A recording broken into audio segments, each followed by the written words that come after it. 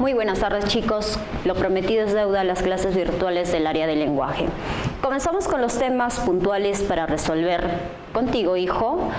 El tema del día de hoy es lingüística y lenguaje. ¿Con quién? Con tu misita. Mándame grano. Comenzamos con el primer tema, lingüística. Recordemos, hijo, que era la lingüística. La lingüística es aquella ciencia que estudia la lengua como manifestación del lenguaje. ¿Quién lo dice, Miss? Ferdinand de Saussure. ¿Quién es Ferdinand de Saussure? El padre de la lingüística moderna, ¿no es cierto? Nuestro lingüista suizo. Muy bien, aparte de la lingüística, recordemos que la lingüística también nos va a dar a conocer ramas. Dentro de las principales ramas vamos a tener ¿a quién? A esta de aquí. Primero, a la morfología. ¿Por qué te digo primero a la morfología? Porque la morfología, esta y la sintaxis son las ramas principales y fundamentales de la lingüística. ¿Qué nos dice o qué sabemos sobre la morfología? Sobre la morfología, nosotros sabemos que se deriva de la palabra morfo y luego se estudió tratado razón, morfo, forma. ¿Pero qué me estudia la morfología? La morfología me va a estudiar la forma, los fundamentos, la estructura y la formación de las palabras. Entonces, obviamente también los accidentes gramaticales. Es la morfología quien me va a determinar si una palabra es variable o es invariable. Recordemos cuáles eran las palabras variables. ¿Variables en qué? Género, número, tiempo, aspecto, modo. Ahora, en el caso del, por ejemplo, de las palabras variables, variables es el sustantivo. ¿El sustantivo es variable en qué? En género y número. Variable es el verbo. ¿El verbo en cuántos accidentes es variable? En 5 accidentes. ¿Cuáles son sus accidentes? Uno de los primeros vendría a ser ¿el qué? El número, el aspecto, el modo, el tiempo y la persona, ¿no es cierto? Sin embargo, variable también es el adjetivo. ¿En qué? En grado, en número y en género. Variable también es el pronombre, en caso, en persona y número. Variable también, ¿quién es? Nadie más, ¿no es cierto? Pero si las variables son el sustantivo, el adjetivo, el pronombre, ¿no es cierto? Entonces, ¿quiénes son las invariables, Miss? Y el determinante también es variable, no te vayas a olvidar. ¿Quién es invariable? La conjunción, el adverbio y las preposiciones. Según el aspecto morfológico, son palabras invariables. Muy bien, sigamos. Seguimos con el segundo, ¿cuál? La sintaxis. ¿Qué es la sintaxis? La sintaxis es una disciplina que te va a estudiar las funciones de las palabras, ¿no es cierto? O las relaciones entre sí, la de sujeto y predicado. Relaciones entre oraciones. ¿Cuál es la unidad mínima de la sintaxis? El sintagma, ¿no es cierto? Seguimos. ¿Seguimos con quién? Con la fonología. En el caso de la fonología, que es esta, recordemos que la fonología estudia el sonido, fonosonido, pero la fonología estudia el sonido ideal. ¿Qué es un sonido ideal, Miss? Me preguntarás tú. El sonido ideal es un sonido imaginario, un sonido abstracto. ¿Cómo, Miss? No entiendo. A ver, el sonido ideal es aquel sonido que tú vas a imaginar, vas a codificar. Es la abstracción del sonido. Ejemplo, Miss, cuando tú piensas, estás codificando. Y cuando tú codificas, estás creando sonido, pero de manera abstracta. Entonces, la fonología va a crear eso, ese sonido idealizado, ese sonido que tú no puedes percibir o escucharlo, ¿no es cierto? Pero ojo, la fonología tiene como unidad mínima al fonema. ¿Qué es un fonema? Un fonema es una unidad distintiva. ¿Por qué se le conoce al fonema como una unidad distintiva? Porque nos va a distinguir sonidos, distintos sonidos velares, palatales, oclusivos, nasales, laterales, vibrantes, fricativos, africados, etcétera, ¿no es cierto? Muy bien. Después, ¿quién se opone o quién también se relaciona con la fonología? La fonética. La fonología tiene aquel sonido contrario u opuesto denominado fonética. Pero la pregunta es, ¿qué es la fonética? La fonética es aquella disciplina que no nos va a estudiar el sonido idealizado, no, nos va a estudiar el sonido, sí, pero es aquel sonido concreto, aquel sonido real, aquel sonido materializado. Miss, ¿qué es un sonido real, concreto, materializado? Es aquel sonido que tú puedes pronunciar o articular o puede ser capaz de ser captado por la audición, ¿no es cierto? ¿Cuál es la unidad mínima de la fonética? El fono. Seguimos, Miss, con la semántica. La semántica es también una rama y una disciplina de la lingüística que nos estudia el significado de las palabras y tiene como unidad mínima, obviamente, los semas. ¿Qué es un sema? Una unidad mínima de rasgo significativo, ¿no es cierto? Misita, ¿y si yo veo varios semas, cómo se denomina eso? Un conjunto de semas. Ah, no es así de fácil. Se llama semantema. ¿Qué es un semantema? Un conjunto de semas. Muy bien, hijo, continuamos.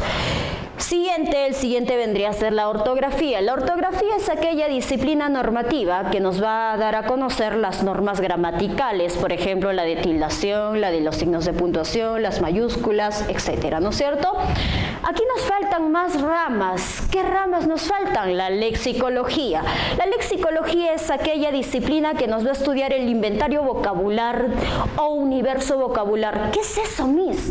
A ver, recordemos. Nosotros tenemos el español. El español se caracteriza por tener un promedio de 8.000 palabras. Si yo agarro y aglomero las 8.000 palabras, ¿qué estoy haciendo? Tengo un universo vocabular. ¿Qué quiere decir entonces que la lexicología va a estudiar todas las palabras que existen en una lengua, ¿no es cierto? Sin embargo, contrario a la lexicología es la lexicografía. Ella no va a estudiar todas las palabras de una lengua. Ella va a agarrar y las va a ordenar, dándole una presentación estética, una presentación más bella en cristiano. ¿Dónde yo puedo encontrar las palabras o el vocabulario ordenado por letra y abecedario? En el diccionario. Entonces relacionemos, la lexicografía es aquella disciplina que nos va a estudiar los diccionarios. Está fácil, ¿no es cierto? Muy bien, hijo. La que nos falta vendría a ser la etimología. La etimología que estudia el origen de las palabras, pero relacionemos. Tanto la morfología, la sintaxis, la fonología, la semántica, la lexicología, la lexicografía y la etimología pertenecen a una rama descriptiva. Sin embargo, la ortografía, y nos falta la ortología, pertenecen a una rama normativa. Pero Miss, no me dijo que la ortología es aquella disciplina que estudia la correcta pronunciación de las palabras. Miss, no le entiendo. Ya, hijo, normalmente cuando tú miras una persona que está ebria o está beoda, no pronuncia o dicciona bien las palabras. Entonces, ahí se puede evidenciar que esta persona está careciendo de una ortología o de una correcta pronunciación de las palabras, ¿no es cierto? Eso vendría a ser lo que engloba el tema de las ramas de la lingüística. Luego nosotros tenemos el enfoque del lenguaje. Recordemos, hijo, en el examen de admisión del CEPREUNSA, justo llegó este tema, los enfoques del lenguaje o de la lingüística. Este tema le ha venido al área de sociales, al área de ingenierías y al área de biomédicas, ¿no es cierto? Sí, estarás diciendo tu hijo. Pero vayamos con el primer enfoque. O recordemos cuáles son los enfoques. Los enfoques vendrían a ser el primero, el enfoque estructuralista, el enfoque generativista, que es el segundo, y el enfoque funcional sistemático, que es el tercero. El enfoque estructuralista, representado por ¿quién? Ferdinand de Saussure. El enfoque generativista, representado por Noam Chomsky. Y el enfoque funcional sistemático, representado por Michael Halliday, ¿no es cierto? Muy bien, el enfoque estructuralista, que lo hemos colocado al inicio, es aquel enfoque que nos va a hablar de la lengua. Pero ¿qué hace el enfoque estructuralista con la lengua? Agarra la lengua y la va a analizar y fundamentar. Cuando la analiza y la fundamenta, nos va a dar a conocer la palabra o la lengua, pero analizada únicamente en un determinado momento del tiempo. ¿Qué quiere decir eso, Miss? Quiere decir que el enfoque estructuralista va a analizar la lengua de manera sincrónica. Quiere decir que yo voy a agarrar una palabra y la voy a analizar ahora y ya. Punto, ¿no es cierto? Ahora, sin embargo, el enfoque generativista de Noam Chomsky nos va a analizar la lengua, pero de manera profunda, de manera, ¿qué cosa? Interna. Es por eso que al enfoque generativista también se le dice estructura interna y al enfoque, en este caso, estructuralista se le llama estructura externa, ¿no es cierto? En el caso del enfoque generativista, repito, es aquella que nos va a analizar la lengua de manera profunda, de manera interna, de manera psíquica y mental, ¿no es cierto?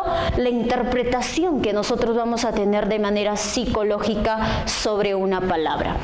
El enfoque funcional sistemático, sin embargo, es aquel enfoque que nos va a dar a conocer ¿qué cosa?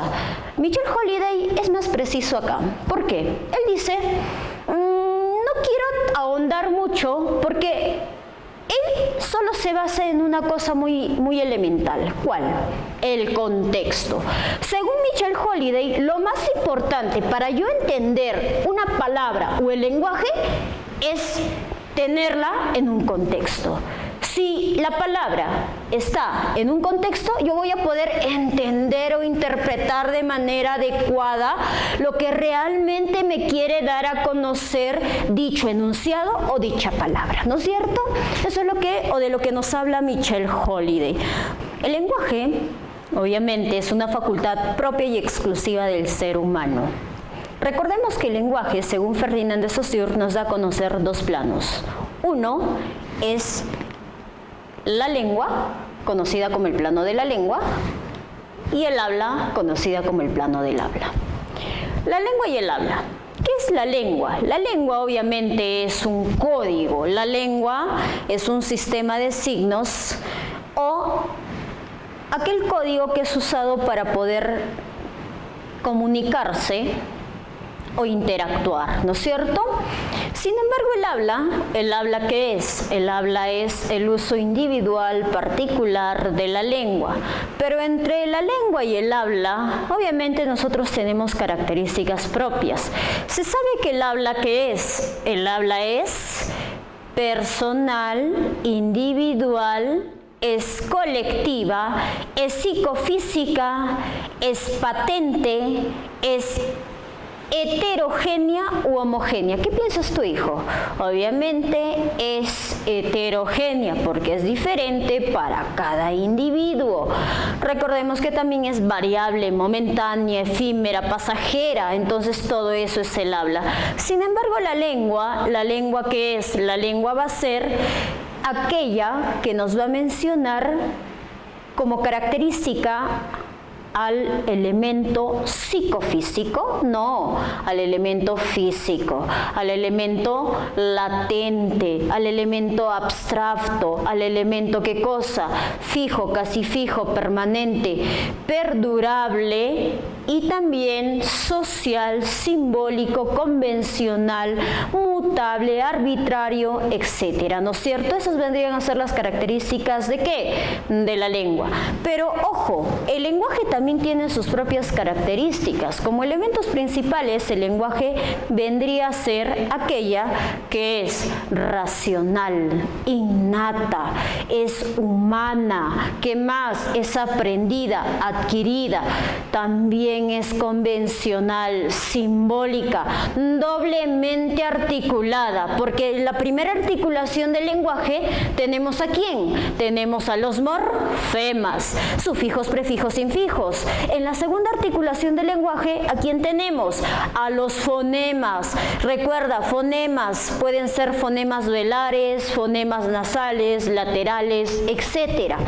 Sin embargo, dentro de la teoría nos dice que el lenguaje engloba tanto a la unidad de la lengua y a la unidad del habla, ¿no es cierto?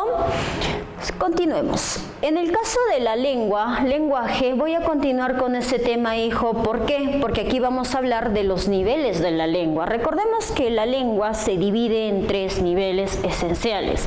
El superestándar, que es este, ¿no es cierto? El estándar y el subestándar, que están aquí en la imagen. Recordemos que es un superestándar. Un superestándar obviamente es aquel uso de la lengua más, ¿qué cosa? Más elaborada, más estructurada, más culta, pero más culta, mis del oculto. No, obviamente se refiere a una riqueza vocabular o netamente a un nivel intelectual, como por ejemplo un escritor, un científico, un académico.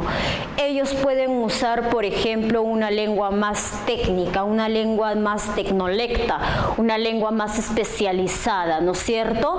Este tipo de lenguaje más especializado, más técnico, sería la mención ¿de qué? De una jerga profesional. Pero recordemos que la lengua subestándar es una lengua más compleja, es una lengua no tan fácil de entender, que para yo ingresar a una lengua superestándar necesito un nivel de instrucción académica más especializada. ¿Quién lo logran? Los escritores, por ejemplo. Ahora, sin embargo, la lengua estándar es una lengua, ¿qué cosa? Acá lo dice. ¿Qué cosa? Se usa comúnmente, espontánea y muy expresiva. A ver, voy a delimitar esto porque en la lengua estándar, recuerda que se divide en 2. La lengua estándar se divide en la lengua culta y en la lengua coloquial, o también llamada familiar.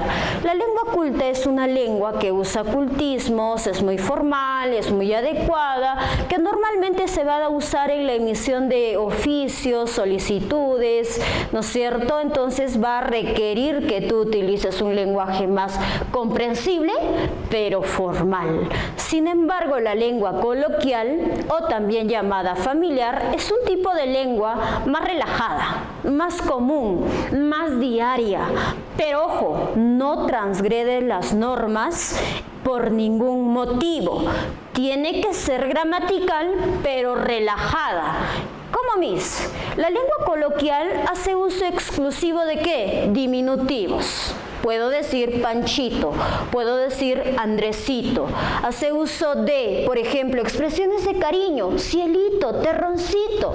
O puede usar los comparativos, los aumentativos, los hipocorísticos. Hipocorísticos como Chabela, Lucho, Pepe, Charlie. Ahí está tu profito, ¿no es cierto? Entonces, etcétera.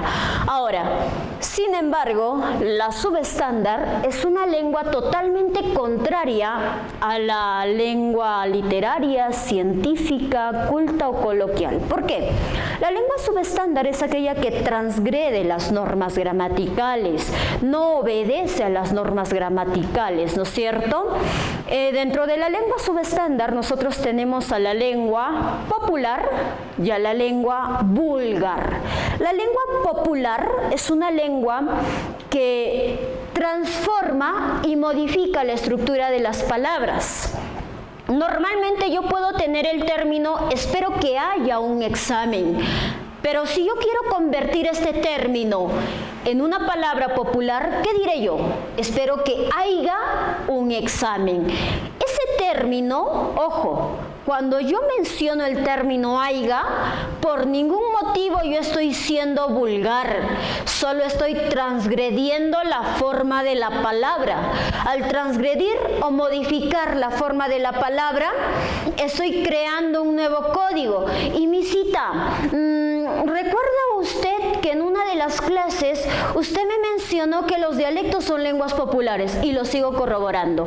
Las lenguas populares tienen a las lenguas dialectales, la forma de hablar del quechua hablante, la forma de hablar del shipibo, la forma de hablar de tu negro chinchano, hijo. Esa forma peculiar de hablar de esas lenguas locales y regionales dentro de tu localidad puede ser la zona del Piura, puede ser Arequipa, puede ser Cajamarca, puede ser ser Loreto, o de repente él habla regional, el español mexicano, el español argentino, el español chileno, el peruano, el colombiano o el venezolano. Esa peculiaridad en la modificación de las palabras, ya sean por elementos fonológicos, sintácticos, morfológicos, semánticos o léxicos, hace que el dialecto sea parte de una lengua popular.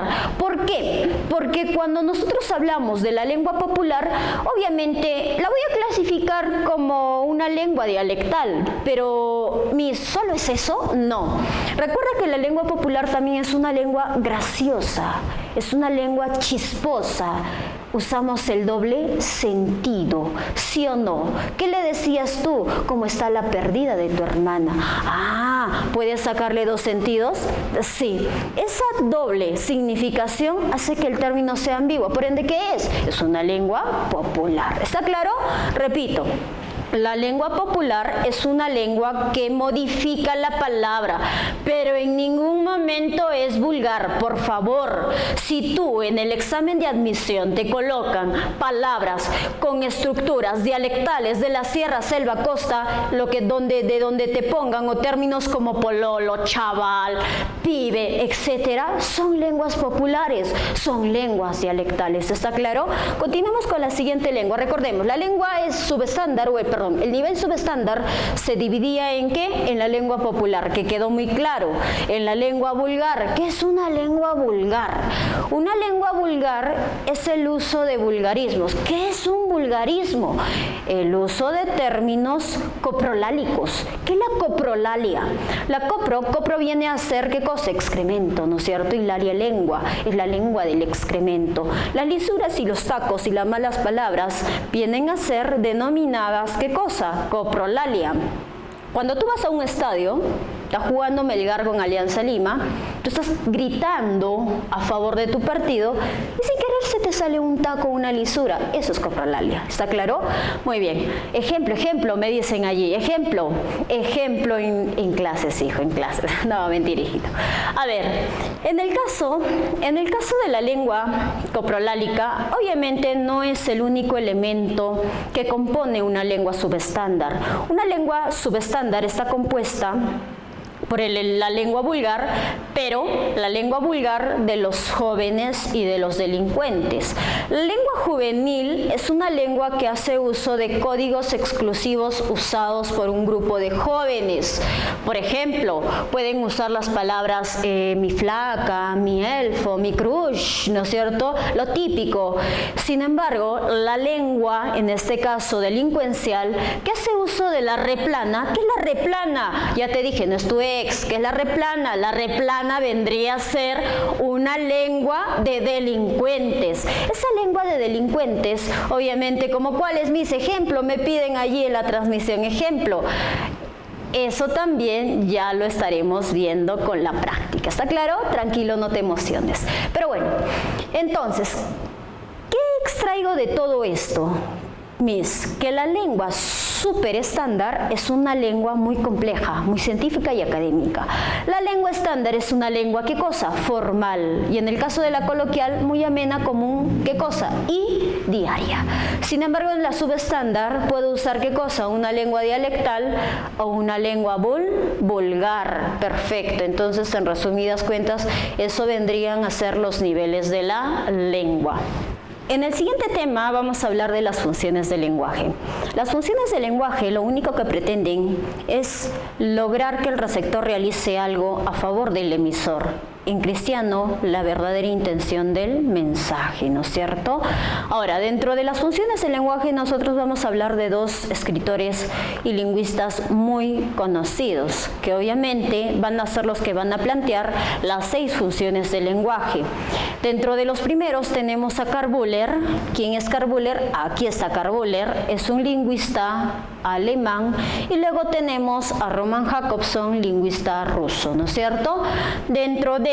Por ejemplo, dentro del siguiente tenemos a Karl Bühler. ¿De qué nos habla Karl Buller? Karl Buller nos habla de las funciones del lenguaje elementales o fundamentales. ¿Y cuáles son esas?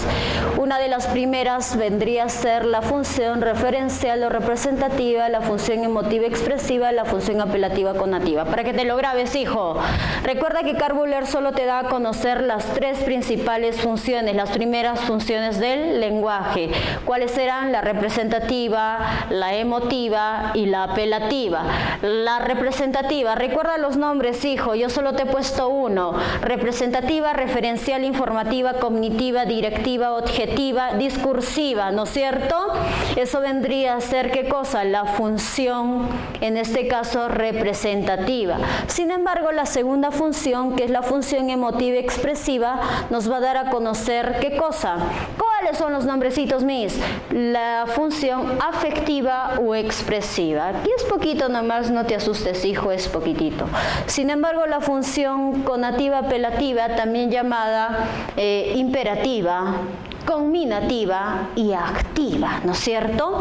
La función representativa es aquella función que nos va a hacer alusión a un hecho real, va a hacer referencia a cosas que han sucedido o te va a contar o narrar enunciados en un antes, en un durante y en un después, ¿no es cierto? Va a hacer alusión a un elemento informativo, te va a dar a conocer enunciados informativos. Ejemplo, puedo decir, el coronavirus está afectando al Perú.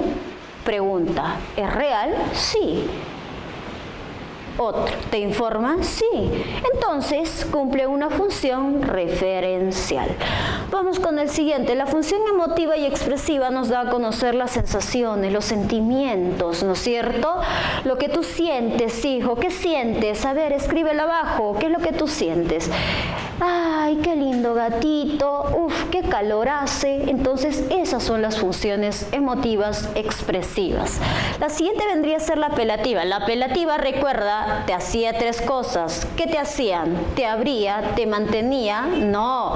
La función apelativa solo te ordena, te manda, te suplica, te ruega. ¿Cómo te ordena? Oye, levántate. Oye, ordena tu cuarto. Esas vendrían a ser funciones ¿de qué tipo? Apelativas. ¿Cómo misa el ruego? Te suplico que ingreses. Por ejemplo, allí indirecta o de manera indirecta te está ordenando ingresa, pues, ¿no es cierto? Entonces, la pregunta es, ¿la función apelativa a mí solo me va a dar a conocer la orden y mandato? No. Si tú en el examen de admisión me miras la expresión por favor, también le corresponde a una función apelativa. ¿Por qué? Porque si yo te dijera, por favor, no salgas de casa. Allí, ¿qué te estoy ordenando? No salgas de casa. Entonces, ese por favor también encierra una orden o un mandato pese a ser o tener una estructura, ¿qué cosa? De súplica, ¿no es cierto? Seguimos con los siguientes. A ver, los ejemplos para que tú los mires de manera más clara. Si nosotros tenemos al siguiente enunciado que dice nuestra noticia de primera plana, ¿qué tipo de función es referencial? ¿Por qué? La pregunta es ¿por qué? Porque nos va a dar a conocer una información real, objetiva, ¿no es cierto? Nos da a conocer un enunciado afirmativo o negativo. En el siguiente caso tenemos a la función expresiva. ¿Qué te dije yo, hijo? Recuerda, nos da a conocer emociones, sentimientos. A ver, ¿qué dice? Te amo. Muy bien, esa expresión, ¿qué denota? Denota sentimientos, ¿no es cierto? Bueno, si los tienes también. Yo sé que los tienes, hijo. Vamos con el siguiente, la función apelativa. La apelativa, ¿qué te notaba, hijo? Orden y mandato, súplica, ruego. ¿Qué está haciendo acá? Recoge tu cuarto. ¿Qué le está haciendo? Le está ordenando. Muy bien. Ya hemos hablado de las tres funciones. ¿De quién? De Karl Buller. La función representativa, la función, en este caso expresiva, y la función apelativa. Seguimos con el siguiente autor. El autor vendría a ser, en este caso, Roman Jakobson. Roman Jakobson nos habla de las tres siguientes funciones. conocidas como las funciones secundarias, ¿no es cierto? En este caso, una de las primeras funciones de Roman Jakobson vendría a ser la función poética estética, la función fática de contacto y la función metalingüística. La función poética estética tiene también otros nombres, hijo, obviamente, tú carpe diem tienes que conocerlas todas, no te voy a dar dos, te voy a dar todo. Entonces, ¿cuál vendría a ser? La función poética, estética, lírica, creativa o artística, ¿no es cierto? Entonces, tú estás preparado con todos los temas respecto a esto. Vamos con la función fática y de contacto, también llamada interaccional, y la función metalingüística, también llamada de glosa, semántica y reflexiva. Son los otros nombres que toman estas funciones del lenguaje. Muy bien, pasamos ahora a la explicación. La función poética, aquí tenemos el ejemplo, es aquella que va a estar representada por expresiones que van a contener, ojo, figuras literarias. Por favor, hijo, no te vayas a confundir con la función emotiva o expresiva afectiva. ¿Por qué? Porque para hacer una función poética, por favor, sí o sí me tienes que observar figuras literarias como la metáfora, la símil, la comparación, la antítesis, el hiperbatón o la hipérbole. ¿Está claro? Entonces está clarito, no te me vayas a confundir, ¿ya? A ver, ejemplo, ¿qué nos dice aquí? El sol se ocultó en el horizonte, el mar mitigó su calor, así como los luceros de tu rostro llenan de luz mi corazón. Es una expresión poética. La poesía, los versos son funciones poéticas, ¿no es cierto?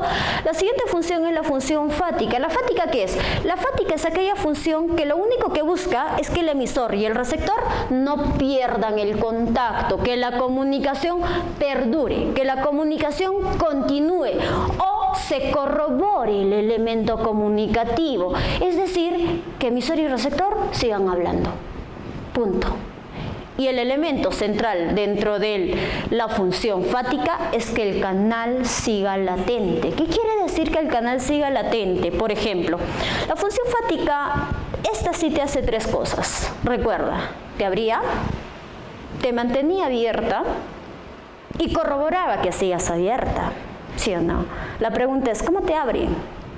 La función fática.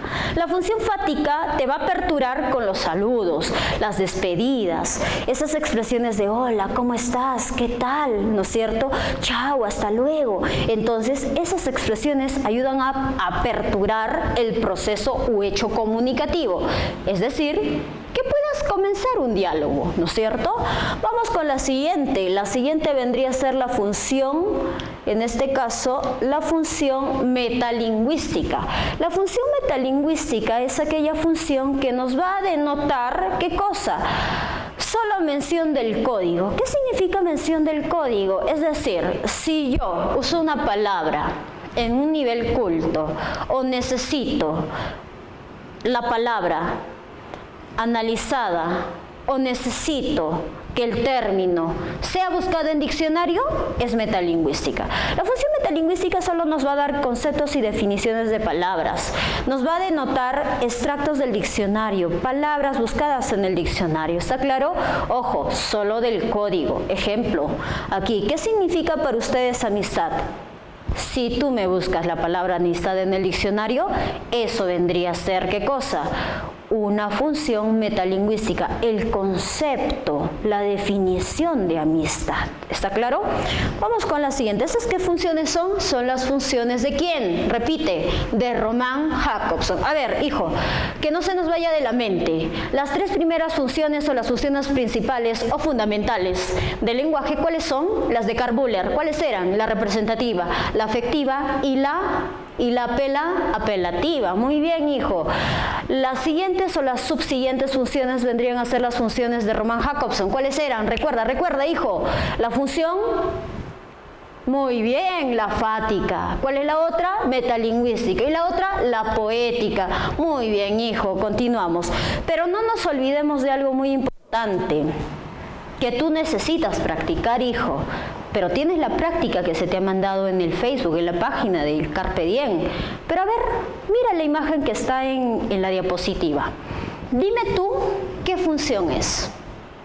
Vamos, tú puedes. Escríbelo abajo. A ver, respuesta.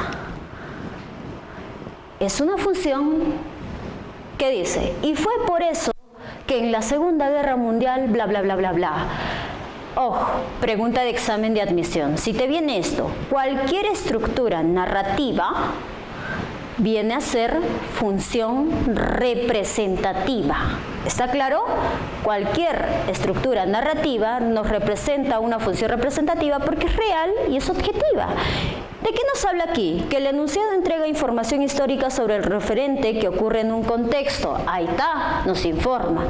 Tiene estructura narrativa. Entonces, ¿qué función es? Representativa. Muy bien, hijo. Yo sé que tú lo has logrado resolver porque eres un chico carpe diem.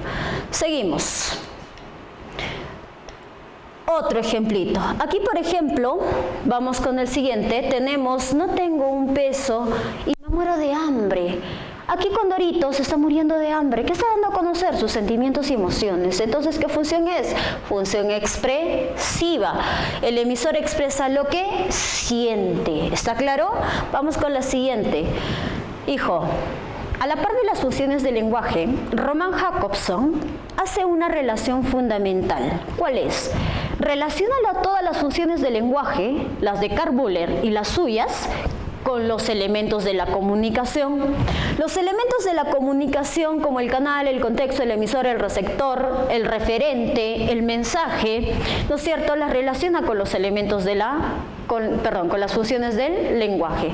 Por ejemplo, tenemos a la función expresiva. La función expresiva, ¿con quién se va a relacionar? La función expresiva se va a relacionar, ojo, corrijo aquí, la función expresiva se nos va a relacionar con el emisor. ¿Por qué? Porque va a expresar lo que siente. ¿Quién? El emisor. La función apelativa va a estar representada ¿por quién? Por el receptor, porque es el receptor quien va a obedecer a las órdenes, mandatos o ruegos. La función referencial es aquella función que se relaciona con el referente. La pregunta es, ¿qué es un referente? El referente es el tema del mensaje, ¿no es cierto? Y la función metalingüística que se nos va a relacionar en este caso con el código. Y la función poética estética se nos relaciona con el mensaje. Muy bien, hijo. ¿Qué nos falta? La fática. La función fática se relaciona con el canal. Seguimos. Eso era el tema de lingüística. Muy bien. En este caso, chicos, hemos terminado la transmisión de las clases virtuales del área del lenguaje. Ahora vamos a pasar a la resolución de la práctica que tu ojo ya la tienes en mano y empezamos a resolverla. Ahora sí, la resolución de la práctica que se ha enviado al fanpage de la página Carpe Diem. Comenzamos con la primera pregunta. ¿Qué es lo que nos dice? La primera nos dice, en la expresión, tú eres lo más lindo que hay en la vida, destaca el elemento de la comunicación conocida como, recordemos, ¿qué función es esta? Esta es una función expresiva emotiva. La función expresiva emotiva, ¿con quién se relacionaba? Con el emisor. Entonces, sale al ojo. ¿Cuál sería tu respuesta? Tu respuesta sería la alternativa, ¿cuál? Emisor, la alternativa D, ¿no es cierto? La 1, repito, es la D. Vamos con la pregunta 2. La pregunta 2 nos dice lo siguiente. ¿Qué nos dice la pregunta número 2? Dice, destacado filósofo griego. Ya. Continuamos con la resolución de la práctica Carpe Diem, colgada en el fanpage de la academia. Continuamos con la resolución de la práctica colgada en el fanpage de la academia Carpe Diem. Muy bien, primera pregunta. ¿Qué es lo que nos dice? Nos dice lo siguiente. En la expresión, tú eres lo más lindo que hay en la vida, destaca el elemento de la comunicación conocida como, recordemos, en la expresión, ¿qué función es? Es una función emotiva expresiva porque da a conocer qué cosa, lo que el emisor siente, ¿no es cierto? Ahora, la función emotiva expresiva se relaciona con el emisor, por ende tu respuesta es la de Dorita, como decías.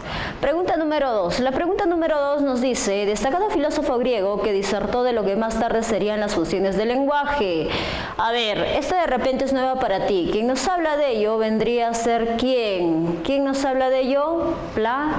Platón. Muy bien. Ahora, la pregunta número 3.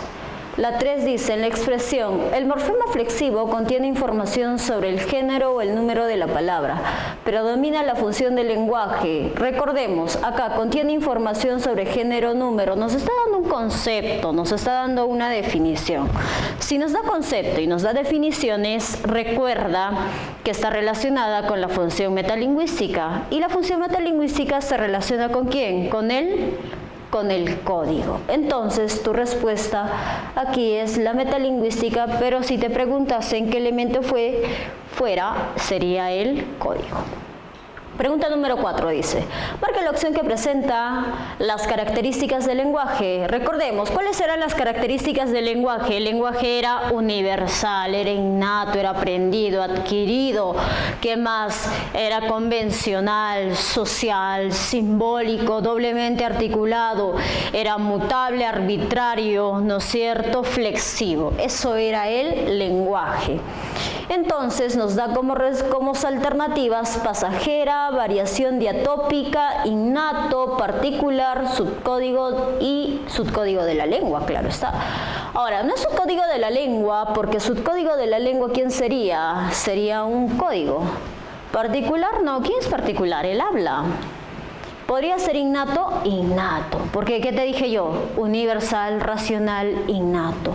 Tu respuesta en la pregunta número 4 es la C. Vamos con la siguiente. Pregunta número 5. La pregunta número 5 nos dice, en la expresión, todos los invitados esperaron en sus mesas al anfitrión. Predomina la función del lenguaje llamada. Ahora, ojo, ¿qué nos está haciendo? Nos era sobre un contexto o una situación.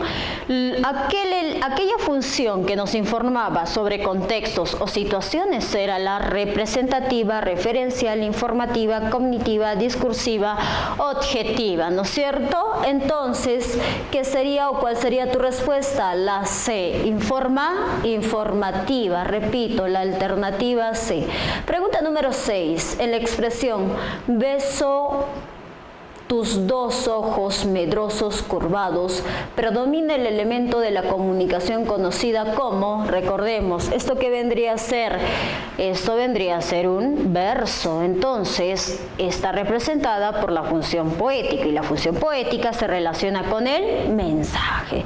¿Cuál sería tu respuesta? La alternativa D. Vamos con la pregunta número 7, dice, marque la alternativa donde prevalece la función conativa. ¿Conativa qué era? Conativa, apelativa, imperativa, activa. ¿Qué te intentaba dar? Mandar, ordenar, suplicar, rogar, ¿no es cierto?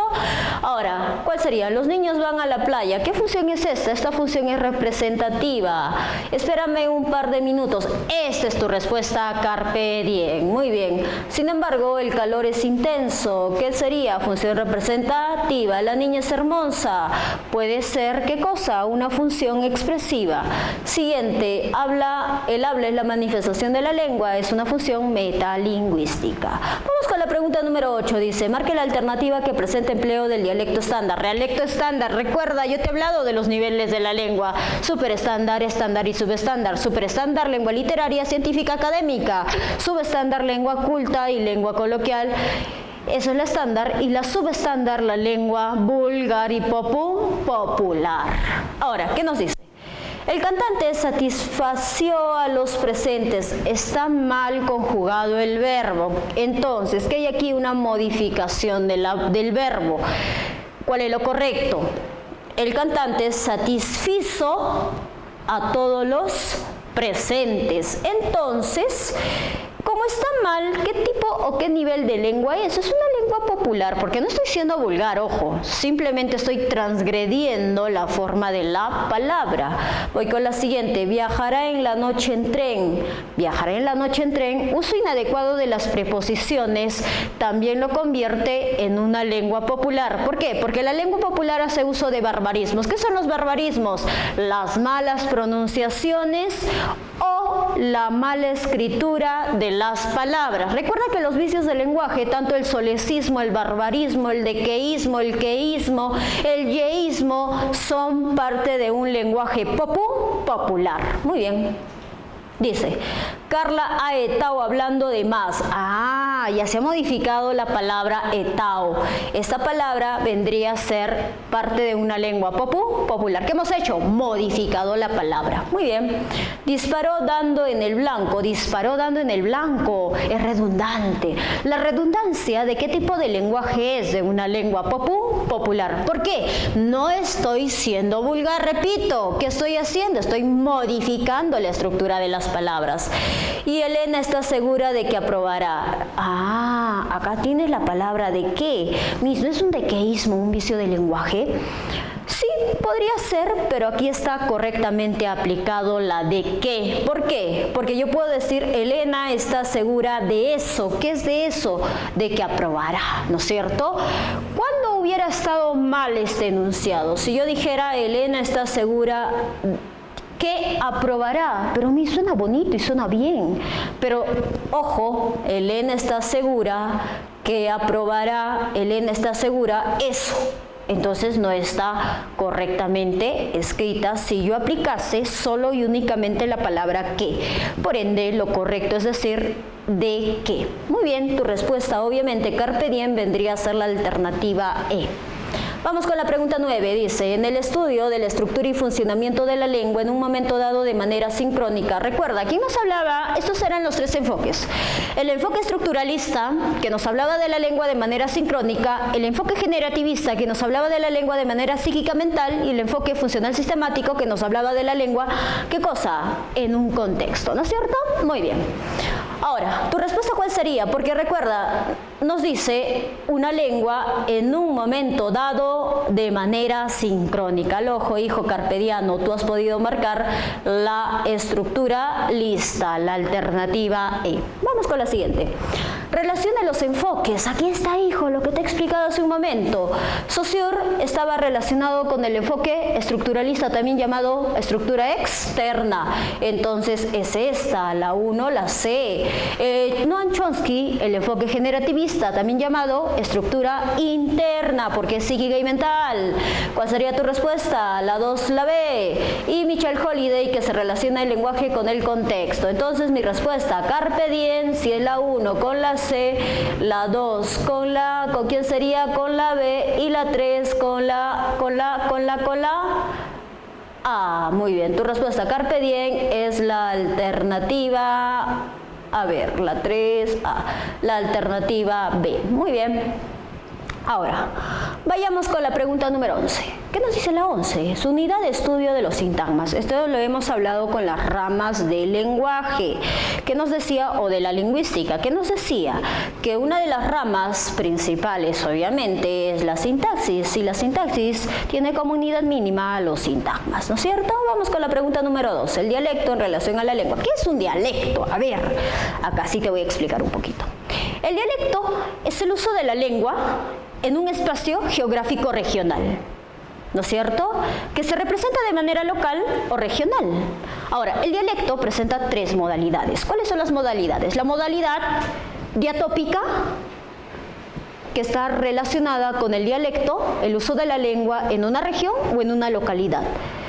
La lengua diastrática, que se relaciona con el sociolecto, que es el uso de la lengua en sociedad, regido por tres niveles: el acrolecto, que es una lengua culta; el mesolecto, que es una lengua coloquial; y el basilecto, que es una lengua popular o vulgar. Muy bien, no te vayas a olvidar, ¿ah?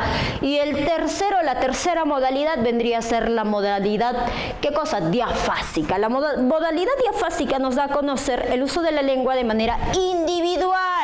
Quiere decir que, en este caso, la modalidad diafásica habla del idiolecto. ¿Qué es un idiolecto? El uso de la lengua de manera individual, de manera personal, el habla, regido por rasgos o registros lingüísticos, como cuáles, por ejemplo, los registros lingüísticos pueden ser la edad. ¿Por qué la edad?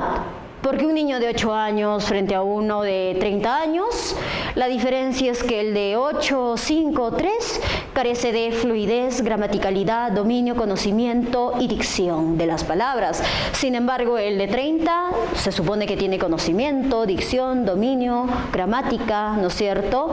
Y, ojo, entonces esto representaría a una características según edad, según sexo, hombre, mujer, grado de instrucción, de repente estatus social, clase social, y también tenemos a la profesión. Todos esos rasgos lingüísticos o registros lingüísticos de edad, de repente grado de instrucción, tenemos de repente estrato social o profesión, representan al idiolecto. ¿Está claro? Muy bien. Repito, para que no te olvides. ¿Cuáles son las 3 modalidades de la lengua? La modalidad 1, recuerda, diatópica, geográfico, dialecto. 2, diastrática, sociolecto, acromeso y basilecto. Y la 3, la diafásica, que está relacionada con el idiolecto, el uso individual de la lengua según edad, género, grado de instrucción, estrato social o profesión, ¿no es cierto?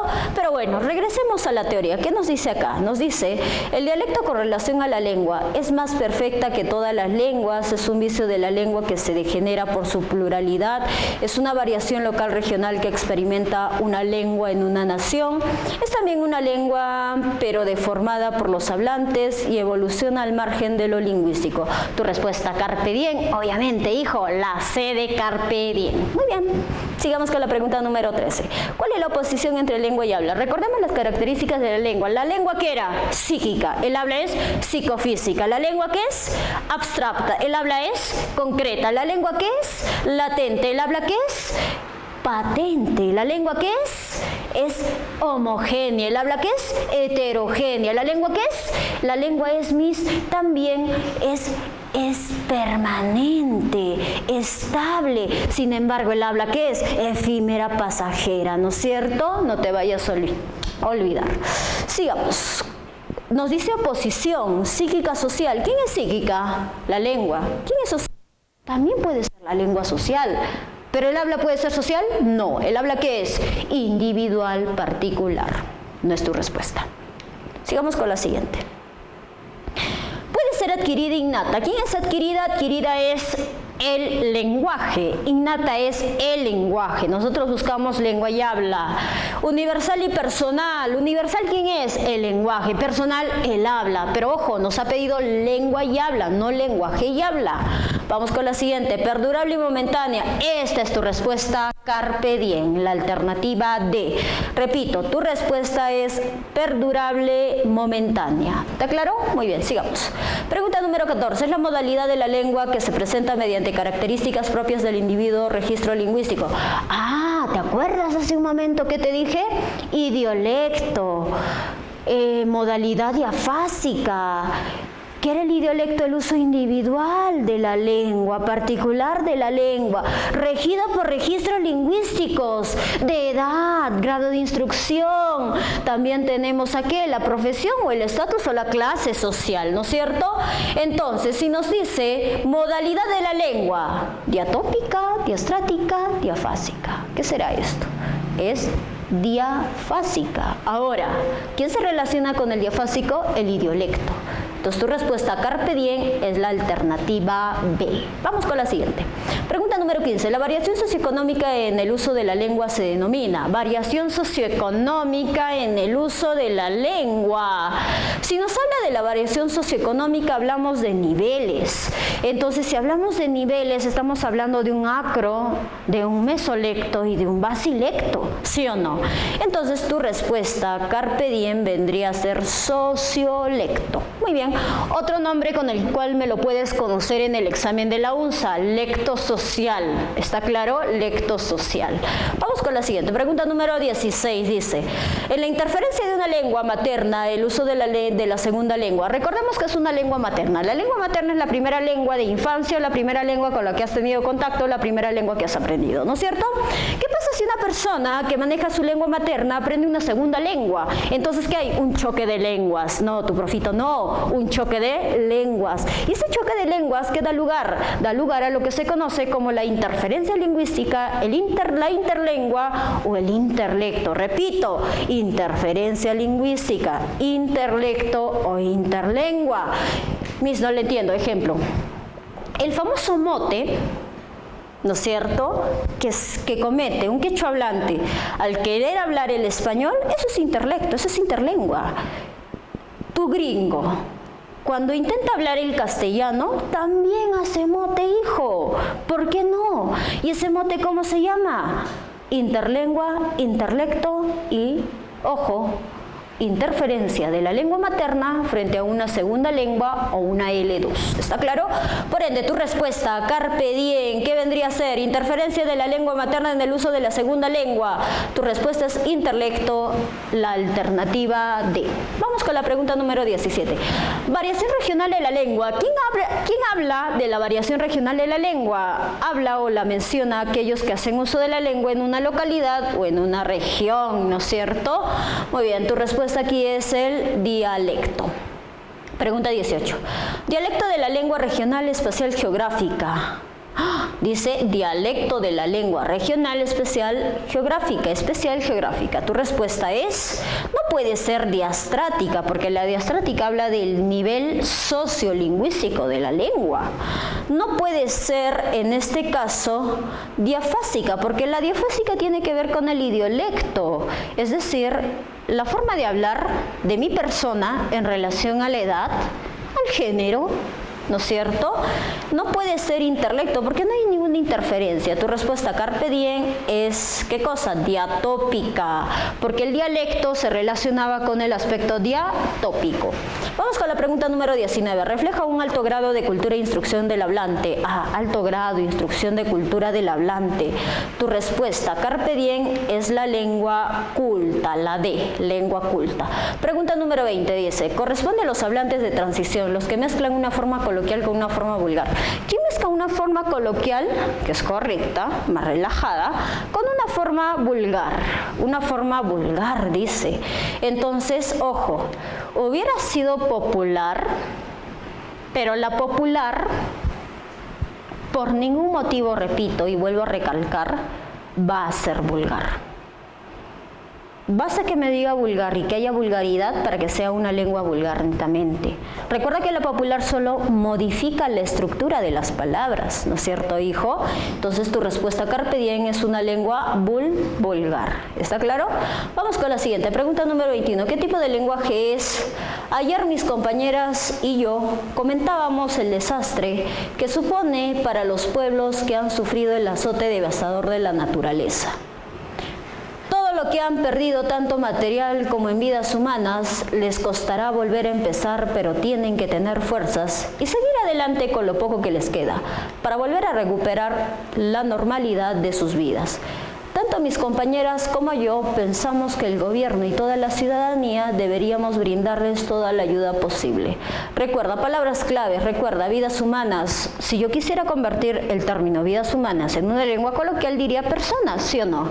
Ahora, otro, ¿qué han perdido? Recursos humanos, ¿no es cierto? Aquí dice, supone que han sufrido el azote devastador de la naturaleza. ¿Qué han tenido? De repente un problema, ¿no es cierto? Mencionándolo de manera más coloquial. Y, ojo, para recuperar la normalidad de sus vidas, este texto que yo te acabo de leer, ¿qué nivel de lengua es? ¿Es una lengua? Respuesta, culta.